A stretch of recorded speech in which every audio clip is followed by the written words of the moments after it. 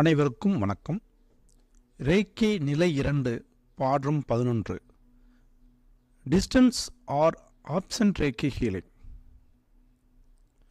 தொலைதூர ரேக்கி அல்லது ரேக்கியற்ற ஒரு குணப்படுத்தும் நிலை என்ற பாடத்திற்கு உங்களை அன்போடு வரவேற்கின்றோம்.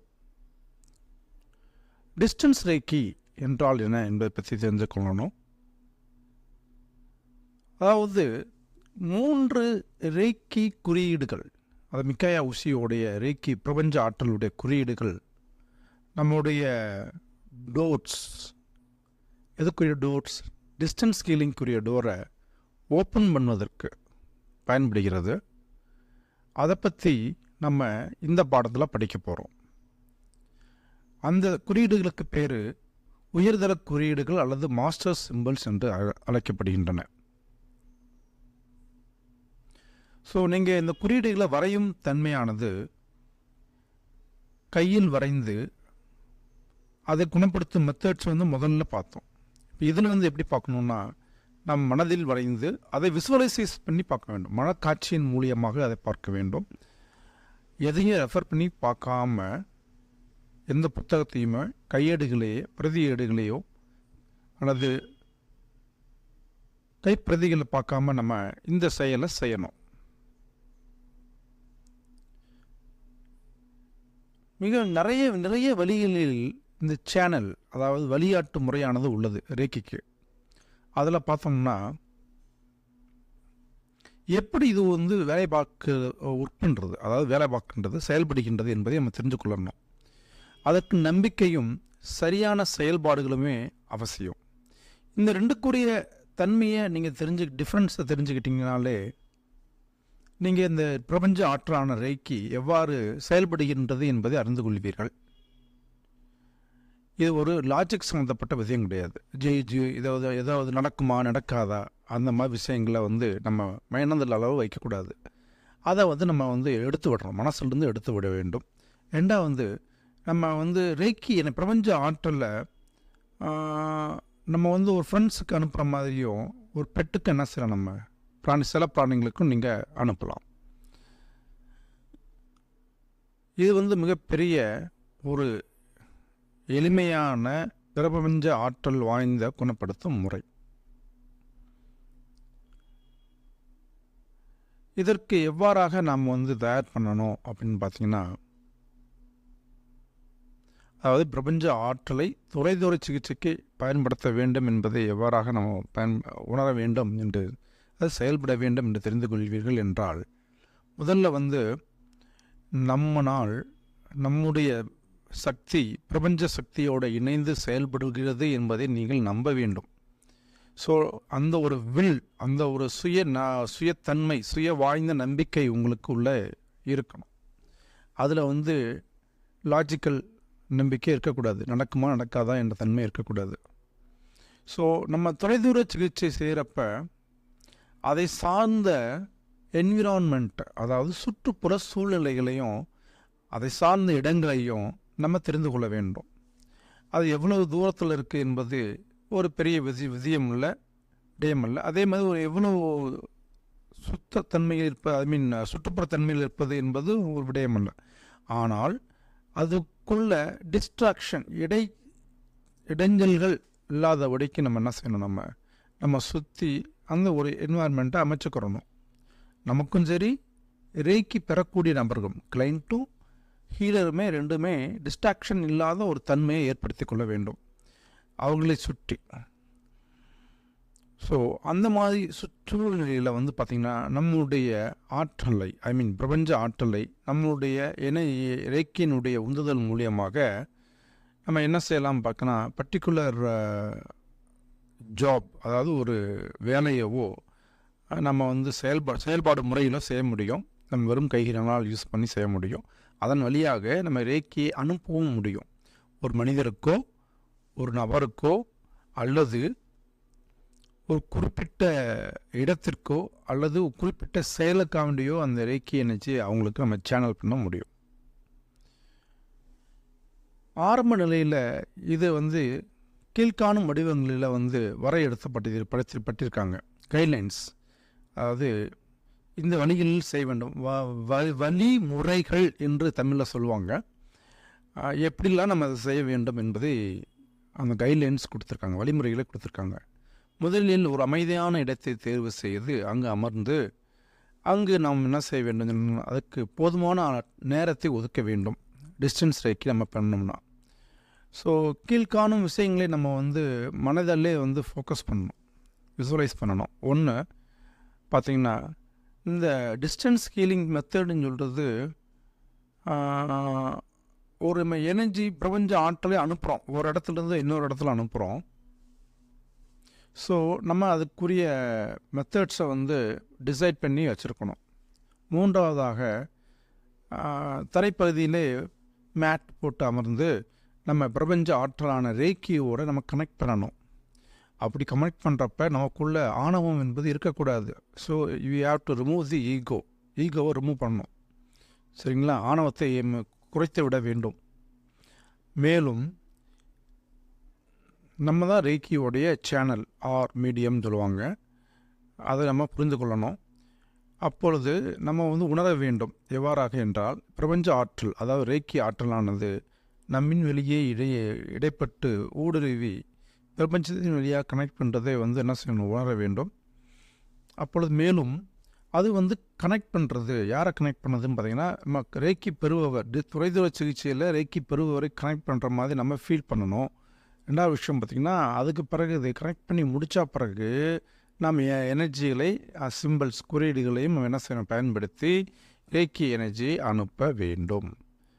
அடுத்து இப்பொழுது பார்த்தீர்கள் என்றால், நம்ம டிரான்ஸ்மிட் பண்ணுறோம், ஒரு எனர்ஜியை டிரான்ஸ்மிட் பண்ணுறோம், கனெக்ட் பண்ணுறோம், ரேக்கி பிரபஞ்ச ஆற்றலோட கனெக்ட் பண்ணுறோம். இந்த சூழ்நிலையில் அனைத்து மெத்தட்ஸ், வழிமுறைகளும் வேலை செய்ய ஆரம்பித்து விடும். அப்படி அனைத்து வழிமுறைகளையுமே நம்ம கையாள வேண்டும். மேலும் இந்த நிகழ்வு உள் உணர்வு வழியாக நம்ம உணர வேண்டும், செயல்பட வேண்டும். அறிவின் வழியாக ஒருபொழுதும் செயல்படக்கூடாது. அடுத்து பார்த்திங்கன்னா, இந்த ரேக்கி அந்த அனுப்புவதற்கு, பிரபஞ்ச ஆற்றலை அனுப்புவதற்கு சிறிது நேரத்துக்கு ஆகும், டைம் எடுத்துக்கிறோம். அதற்கு பிறகு க்ளோஸ் தி செஷன் டவுன். அந்த நேரத்திற்கு, ஐ மீன் சிகிச்சை அளிக்கும் நேரத்தை நீங்கள் எடுத்துக்கொண்ட பிறகு நீங்கள் சிகிச்சையை, நீங்கள் பிரபஞ்ச ஆற்றலை க்ளோஸ் பண்ணலாம், ஐ மீன் ஷட் டவுன் பண்ணலாம்னு சொல்லி சொல்கிறாங்க. அந்த செஷனை க்ளோஸ் பண்ணிவிட்டு இந்த எனர்ஜியை டவுன் பண்ணணும் அப்படின்னு சொல்லி சொல்கிறாங்க. அடுத்து பார்த்திங்கன்னா, இந்த ஆவரேஜ் டிஸ்டன்ஸ் ஹீலிங் செஷன் பார்த்திங்கன்னா மினிமம் நேரம் 15 நிமிடங்கள் நம்ம எடுத்துக்கொள்ள வேண்டும். இதில் சரியானதோ தவறானதோ எதுவுமே கிடையாது. இதுக்குரிய தேவை அந்த கீ அந்த மாஸ்டர் சிம்பிள்ஸ் யூஸ் பண்ணி எப்படி பண்ணணும்னு சொல்லிட்டு நம்ம தெரிஞ்சிருக்கணும். இது ஒரு இன்டென்ஷன், பர்டிகுலர் நோக்கத்துக்காக வேண்டி மட்டுமே நம்ம செயல்பட வேண்டும். அடுத்து பார்த்திங்கன்னா, இது இந்த டிஸ்டன்ஸ் ரேக்கி ஹீலிங் செஷன் ஒரு மனிதனை தூய்மைப்படுத்தும் தன்மையில், மனிதரை தூய்மைப்படுத்தலாம், ஒரு இடத்தை தூய்மைப்படுத்தலாம், ஒரு ஈவெண்ட், ஒரு செயல்பாடுகளை தூய்மைப்படுத்தலாம்.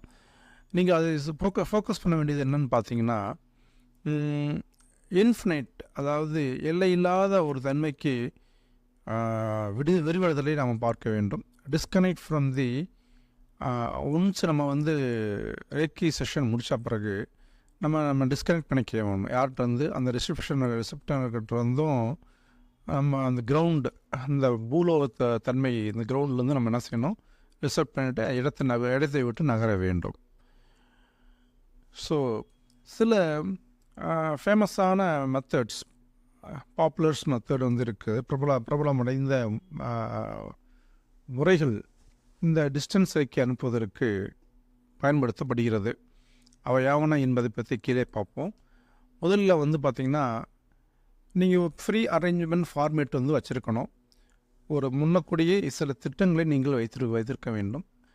ஸோ நீங்கள் அப்படி இருந்துச்சிங்கன்னா, நீங்கள் என்ன செய்வீங்க பார்த்தீங்கன்னா, ரிலாக்ஸ்டாக இருக்கலாம், ஓய்வாக இருக்கலாம். அதே மாதிரி ரேக்கி அனுப்புறது முன்னே ஓய்வாக அனுப்பலாம். அந்த ரேக்கியானது நல்லபடியாக செயல்படும். ஸோ அந்த மெக்கானிசம், அந்த நம்ம என்ன செய்யணும் பார்த்திங்கன்னா, கையில் வைத்திருக்கணும், அதை பிரகாரமாக செயல்படணும். ஸோ இந்த ப்ராக்டிஸை வந்து நம்ம என்ன செய்யணும் வந்து பர்மனெண்ட்டாக கொண்டு வரணும்.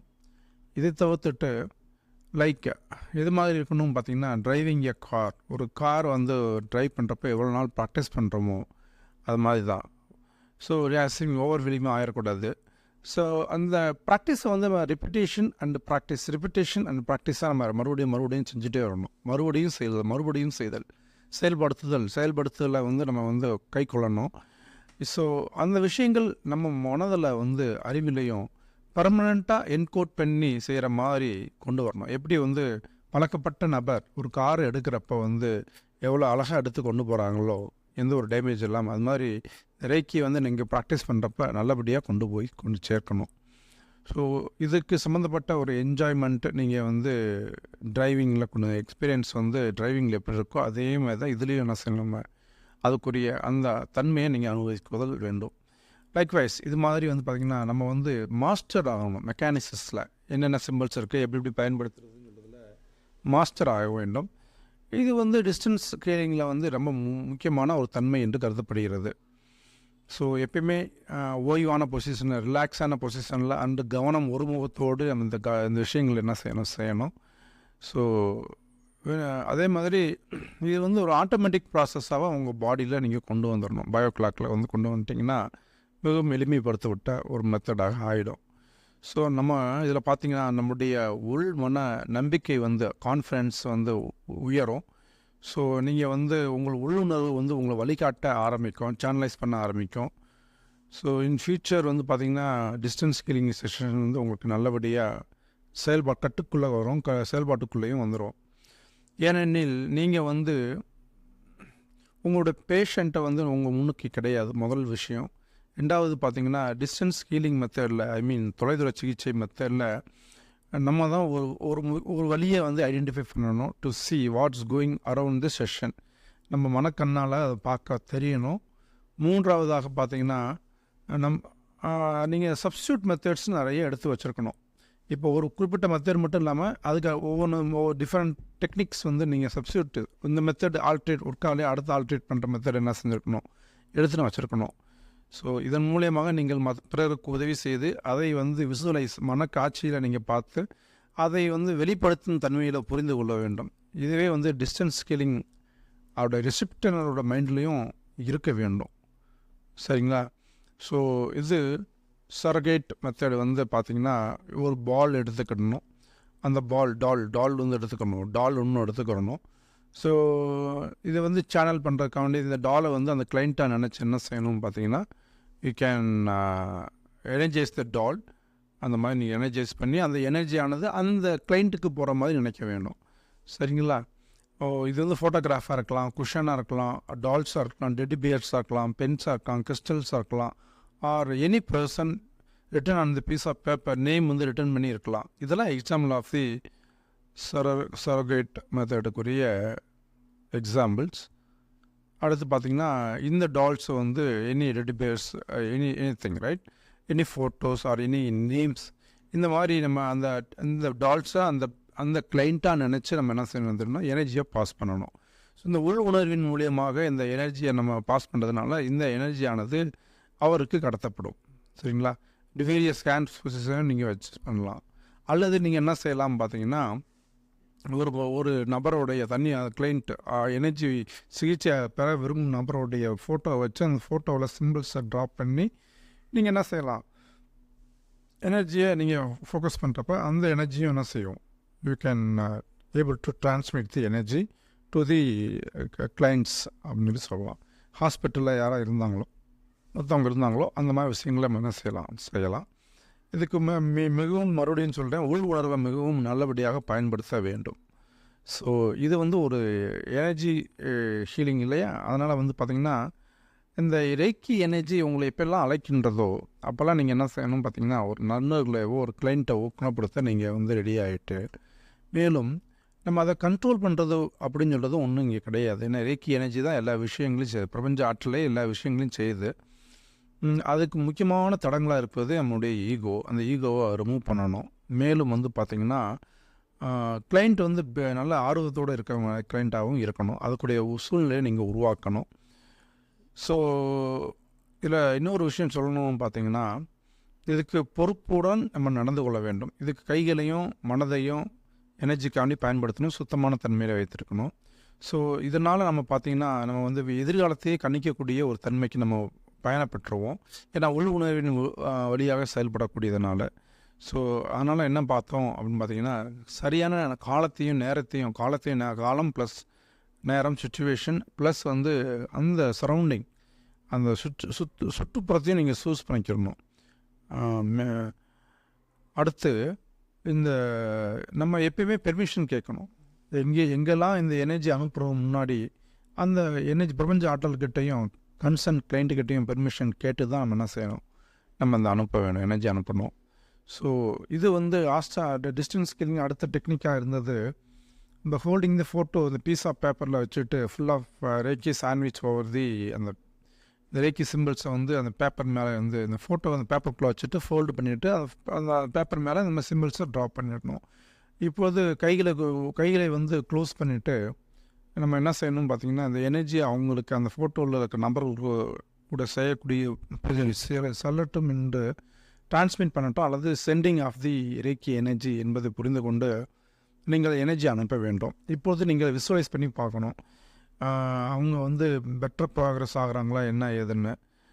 ஸோ அவங்க ஹாஸ்பிட்டல்லேருந்து நீங்கள் வெளியேறுறாங்களா இல்லையா என்பதை வந்து நம்ம வந்து ஜஸ்ட் சேனல், நம்ம வந்து ஒரு வழிகாட்டியாக தான் செயல்படும், காரணமாக தான் செயல்படுகிறோம், காரியம் நம்ம கிடையாது, பிரபஞ்சம் மட்டுமே என்பதை நீங்கள் உணர்ந்து கொள்ள வேண்டும். இந்த ப்ராசஸ் வந்து 4 to 5-6 நாட்கள் வந்து நீங்கள் செய்யலாம். 4 டைம்ஸ், ஒரு நாளைக்கு 4 டைம்ஸ், 4 நாட்கள் அல்லது 4 நாளுக்கு மேலேயும் நீங்கள் என்ன செய்யலாம், இந்த செஷன்ஸை வந்து நீங்கள் கண்டினியூ பண்ணலாம். மேலும் இது வந்து டிரான்சென்ட், டைமும் ஸ்பேஸையும் கடந்த நிலையை வந்து இது வந்து இருக்கின்றது, அதுதான் டிரான்சென்ட் நிலை என்று சொல்கிறார்கள். ஸோ இதுவே வந்து தொலைதூர சிகிச்சைக்கு அளிக்கப்படுகின்ற அடுத்த ஒரு முக்கியமான நகர்வு என்பது பொருள்படுகின்றது. அடுத்து பார்த்திங்கன்னா, ஃபார் எக்ஸாம்பிள் இந்த ஒரு மெத்தடில் வந்து நீ மெத்தட்னு சொல்லிட்டு அந்த பர்சன்ஸோட நீல வச்சு நம்முடைய கைகளானது அந்த பர்சன்ஸோட கால்களின் வழியாக எனர்ஜி பாஸ் பண்ணுற மாதிரி நினச்சி ஒரு சேரில் அமர்ந்து உட்காரும் செய்யும் முறை மெத்தட் தான் இது கொடுத்துருக்காங்க. ஸோ இந்த நீ வந்து எதுக்கு கீழே ரெஸ்ட் பண்ணோம் பார்த்திங்கன்னா, அந்த கிளைண்ட்டோடைய கால்களுக்கு கீழே ரெஸ்ட் பண்ணி அதன் வழியாக எனர்ஜி பாஸ் பண்ணிட்டு தான் நம்ம நினைக்கணும். அடுத்து திக் மெத்தடில் வந்து பார்க்குறப்ப இந்த இதில் வந்து ஒவ்வொரு படத்தை வரைஞ்சி அந்த படத்தில் சிம்பிள்ஸை வரைஞ்சி அந்தந்த பார்ட்ஸுக்குரிய சிம்பிள்ஸை வரைஞ்சி அதன் வழியாக அந்த எனர்ஜி அந்த கிளைண்ட்டோடைய ரிசீவருடைய உடம்புல போய் இந்த எனர்ஜி வந்து டெபாசிட்ஸாக வர மாதிரி அது அந்த ரிசீவ் பண்ணுற மாதிரி நம்ம என்ன செய்யணும், நீங்கள் காமிக்க வேண்டும்.